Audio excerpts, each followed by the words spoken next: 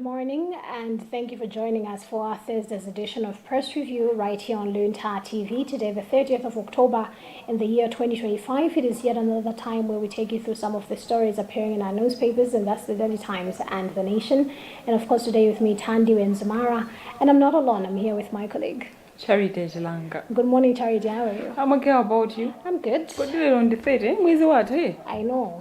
Where's the water? And the ones who don't know what so now, soon on Yes, soon the good one as a good Muguti Calabar. the month ending. Coming over to not busy. Busy, so you take a social plus utenta. Yes. Utenta. Unjaku Utenta. Majegete kungovalira umboni. Ukuti voti basi. Ngati ano sithi ngabwele ndi mmene kukuvala mene ukumvere isigwira titonzedwa tigwitse ntchito chicho chilidi titonzedwa komanso kuti sitikhala kupanga chilungamo yeah chifukwa ndi ntchito yathu timenera be kuti ndithu we should be presentable ndithudi I'll be taking you through the Nation newspaper. And I'll be taking you through the Daily Times. You can start. All right, to begin with the very front page, Suleiman prays impartial leadership. A part of the story says a new Speaker of Parliament, Samir Suleiman, has praised to preside over the House with fairness, impartiality, and respect for all voices, urging legislators to rise above partisan politics and prioritize a national interest. Zulu kunali izisankho ku parliament zosankha sipikala wa nyumba ya malamulo ndipo kumene kuanapambana nda Samia Suleiman achipani cha DPP amene ndamene ali a parliament speaker of parliament. Yes, speaker of parliament amene ndithu akhale akutsogolera zochitika mnyumbayi kuyambira chaka chino mpaka na 2030 ndithu ndiye iwo wakuti alonjeza kuti mmene ayisetsa kukhala fair muzochitika yes za nyumbayi. Yeah, I have to say he has a lot to prove to Malawians. Chifukwa jonena kuti despite the fact that he won with 135 votes, pamene amene amabwera pachipita pita dimba MCP he got 6 and 5 votes. There are still people I mean voted Apita Dimba who still feel like he was the best candidate and not Suleiman. And apart from those, his fellow members of parliament, he also has a lot to prove to people outside Malawians.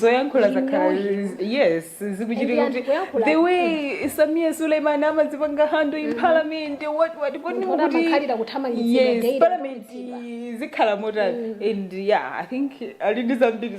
He does have a lot to prove to Malawians. Yes. People still don't believe Kuti he could do well. Really? And I remember Kuti Zana Tsumena Magalumbira Tuesday, Tsumena Magalumbira ngati MP. We had the privilege to interview him before he was sworn in. And one of the questions that was asked was, you are contesting as a Speaker of Parliament. Yes. But Balantambiri, amene saukhulupirira kuti mukhoza kukhala pa upando mene wow, it's good kuti anafusidwa jojo. Yes, because even he knows it without even being asked. He knows it, yes. I think he will come as without and how assured are you kuti mungagwira ntchito ngati imeneyi chifukwa choti ntchito yo speaker imafunika one to be reserved. Yes. It needs one to be mature. And we're not saying he's a mature comma, we have seen him as an outspoken person. And you as someone who is rather, I would say, emotional.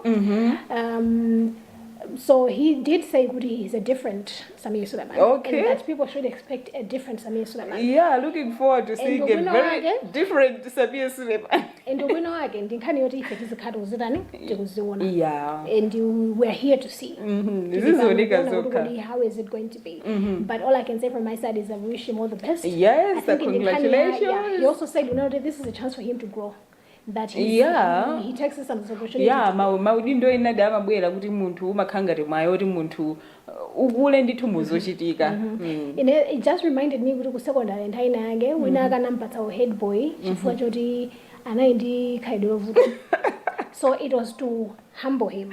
Kuvuta kose balala as a leader. How do you become you're supposed to be the calm in the storm. So honestly, we are hoping for the best. And of course, it was not just him. We also saw Victor Muso Amulanje Pale MP being the first deputy speaker, and that is also I'm a big sanandi Shambulani Nigeria MCB Komanso Catherine Nzumara UTM. Yes. And Victor Muso and Many Bana Bodindo Mini Komanso for second deputy speaker Esther Jorobala went without any opponents anangolowa chamoto. Kodi ndi chamutu.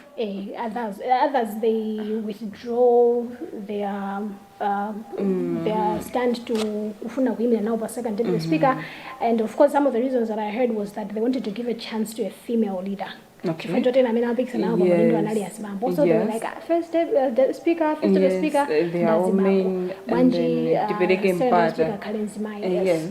But I think it's a win for the DPP side.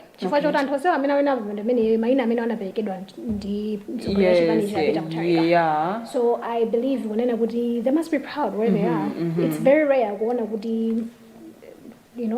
maina wasa amene mwapereka ndamene akasankhidwa like kwambiri ndimina so kwayena mwina achitenga ngati okay ndimene zinthu zizendenda cause tikaona nthawi ya MCP we had Catherine Gorani Hala or MCP as the speaker, deputy first deputy speaker akazomba MCP, and then kunabwera no second deputy speaker from the same UDF.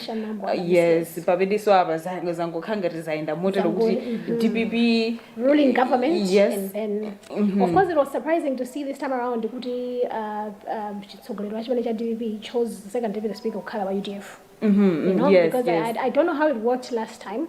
I believe there must have been some sort of voting. But this time around, ndinkanionena kuti dzinalo linaperekedwa ruling government. I think we see how these three people work because we know them as very outspoken people.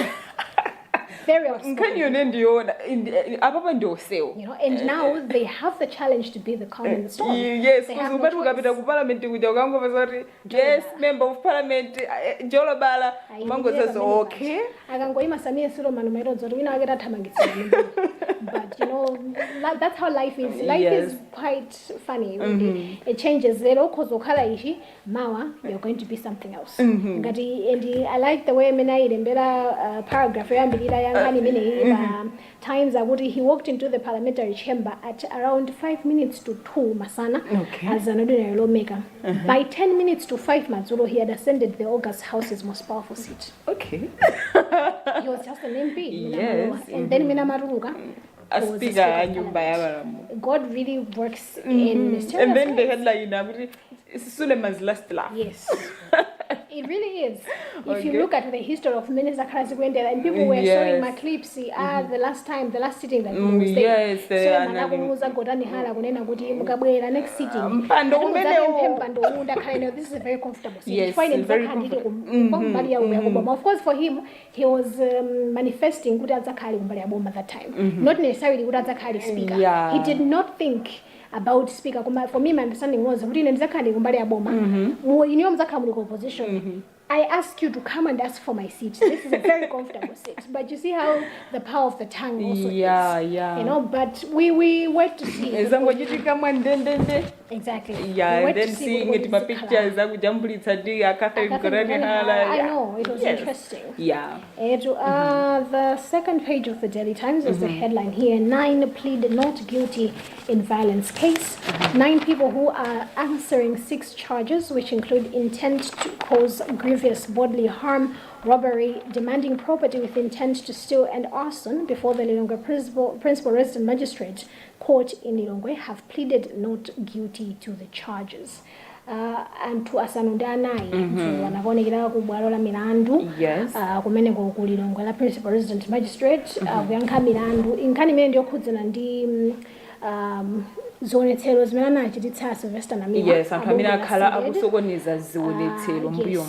But it was that by 25 June, and that was in June date. I'm not so sure if I'm right or wrong. Komali mu June chaka chomwe chino pomwe zinkafuna kuyambira. Yes. Pa community ground ku Lilongwe. Koma zinapezeka zokuti kunazatulukira nyamata zikwanje whereby anamumenya Namiwa and some of them hacked him with zikwanje galimoto inaotchedwa katundu osiyana-siyana anabedwa. Most people were harassed in several ways. And so far apolisi agwirako at least anthu 9 amene akuganiziridwa kuti they took part, because this is an allegation. Yes, it's an they allegation. Allegedly committed this crime. Everyone is innocent until proven guilty. Yes. So Zulo and Aikana milandu yose. Kuti we know nothing. And they're asking for bail. So lelo masana kesi ikhale kupitirira. I think that should be around 2 kuti nkomene akayankhe kuti odawapatsa belo kapenayi. And of course mbali ya boma ikunena kuti anthu amenewa mukapatsa belo akhozothawa. Koma no, of course the defense lawyer is like sangathawe ifo ali ndi mabanja. So when papa ndangokumbukira mawa Sylvester Namiwa mbuyo mu akuchititsa msonkhano lankani anena zoti kodi mbuyo mu munaonako wina wakatabwera poyera kuti anyamata amene achakwera pano paziyambika chifukwa chakuti boma lasintha. And I believe kuti mbuyo musi samabwera poyera kuti tagwira kwa kuti pomuganizira mulandu ngati uwu chifukwa chakuti wina wake wankulu kumene amakhudzi koma no tiyeni tizonera limodzi so ndangokumbukira kuti at this point everyone is just assuming kuti someone whom then or maybe now is in a high position had a hand in it. Komano, I think the arm of justice, should I put it like that, is what every Malawian at this point is hoping for. We are also not looking at we are also looking at the fact that Antuasura nango banga chimongwena miwaeka. Before Namiwa we saw several instances, massive servants who and some of them were hacked really badly. Yes, so and it was really bad. But we hope for the best. All right, lawyers caution government on rule of law. President Peter Mutharika's administration has received a timely counsel from Malawi Law Society MLS, which has highlighted rule of law, judicial independence, and anti-corruption drive as critical pillars of democratic constitutional order. In a post-election assessment statement issued yesterday, MLS said the state should actively cultivate and safeguard an environment where the rule of law can flourish through tangible institutional support and responsible governance. Mazina awauza kwapita Mutharika kuti anthu amene akuganiziridwa ambuyo mamaganizira tizira kuganiziridwa apete yes kuti ali ndi milandu tema positions tikutuluka ati mwina kapena. I know that has been said a lot by a lot of people, but we still see it happening. Okay. We do, because we all know. Okay, sinkani soti pano ndingakhale nkumanena kuti wakutuja yes, alindi milandu chani panopa Malawi timadziwa panopa I think most Malawians were able to follow what's going on and timadziwa kuti wakuti ndi mlandu wakuti we see how it goes. Otherwise those causes have been there even before AVM started. Masankha maudindo awawa nkhani yakhala diku yankhulidwa yes and tudi apano zingorengera kuti kodi apita Mutharika akamamalizitsa kutulutsa cabinet lean cabinet yawo. The emphasis on lean cabinet ibadalo zoti by next week yose ikhala zoti iyatuluka ndetiwona kuti mutuluka zotani kapena mwina inayo ndinkhani chatimanena kuti innocent until proven guilty mwina kapena never know. We'll see how it goes. I'm going to business news. A headline here reads, I'll read one. A headline here reads, maize prices surged 20.8% in September. Part of the story reads, the Center for Social Concern has sounded an alarm over sharp increase in maize prices. A basic needs basket report published by the center shows that between August and September 2025, the price of a 50-kilogram bag of maize in Lilongwe jumped from 59,500 kwacha to 71,875, representing a 20.8% surge in just 1 month. Okay, what are numbers are August and September? Because for me, from September, after the elections, zikumamveka choncho ndithu even apa pakunena zoti ino amene mukubisa chimanga tiyeni tiutsani chifukwa chimanga chanucho mudzalira mugulitsa mochipa kwa that was it for September. Kuti mitengo ya chimanga inali yokwera pakanali pano malingana ndi zamkamwa zikuonetsa zoti chimangachi chikutsika ndithu zikuonetsa choncho and koma izi zatsimikizika assessment ina ikazatuluka yes and IBM said sikumena mafika kulilongo kuno. That was I think yes, it was Zana Tuesday. Kunena kuti mawa lachisanu ndilimene matumba jana kola uzambia akhala kubwela yes and tiona kuti izikhale motani. All right, I will take you through one in the business segment of the Nation newspaper. World Bank facility unlocks key imports. RBM says banks now securing letters of credit for imports. Apart with the story says the Reserve Bank of Malawi RBM Governor McDonald Mafutamari says local banks are now able to secure letters of credit for importation of strategic commodities despite the deepening economic crisis. And let me just take you through one in international news. Voter apathy, no opposition marred Tanzania's elections. Tanzania went to the polls yesterday, but international media reported serious voter apathy, with only few voters at polling stations in the country's biggest city. Online publications France 24 attributed the low voter turnout to intimidation as the government and police made repeated threats that protests would not be tolerated and stationed tanks around the commercial capital Dar es Salaam to prevent any arrest. Tanzania, two main opposition parties were barred. The leaders were barred from contesting. I believe so too. They might have wanted to vote for the others. I think it's safe to say, at least from the news that I've seen, when it comes to leadership in Tanzania. There's a bit of, I would say, dictatorship that is seen to be there, and several CSOs have been raising concerns. And unfortunately, Banoba, I think you want to go to freedom of speech and you voted up also because of a certain dictatorship. Yes. When people want to say something that is obviously not going to be liked by the government, so either they're being threatened or some of them even being attacked. So this also a democratic country like that one. Yes. I like the fact that Malawi soena kumata kumaona many zintu zikuendela maiwaza today when nditakwera basi nkhani yomwe inali nkamwa inaliso ngati yomwe kuti mai uja anathekeleza anthu ena kuti atuluke akavote. There were two. Yes. There was Samia and then there was, I think, Suluhu. Her name is Samia Suluhu Hassan, yes. Two of her names were appearing on two separate papers. My point, for me, the funny thing was, I don't understand that. Because I know, for example, in Engaritandi, ballot paper, yes.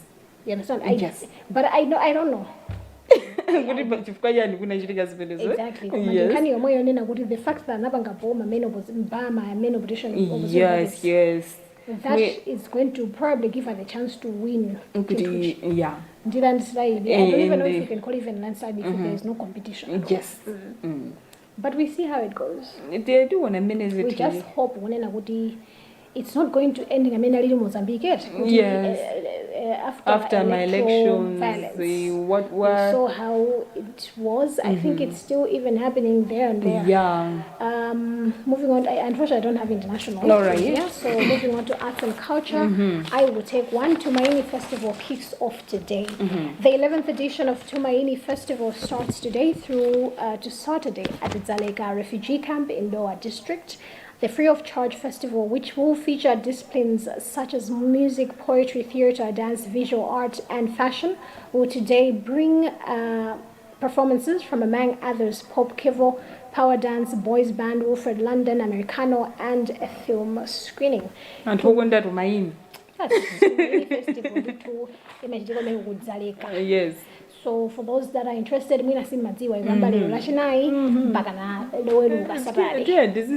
followed. Of course, and in the already.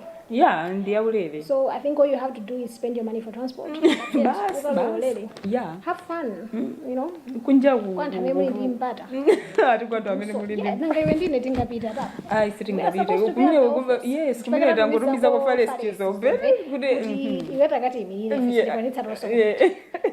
yeah, that is that. Yes.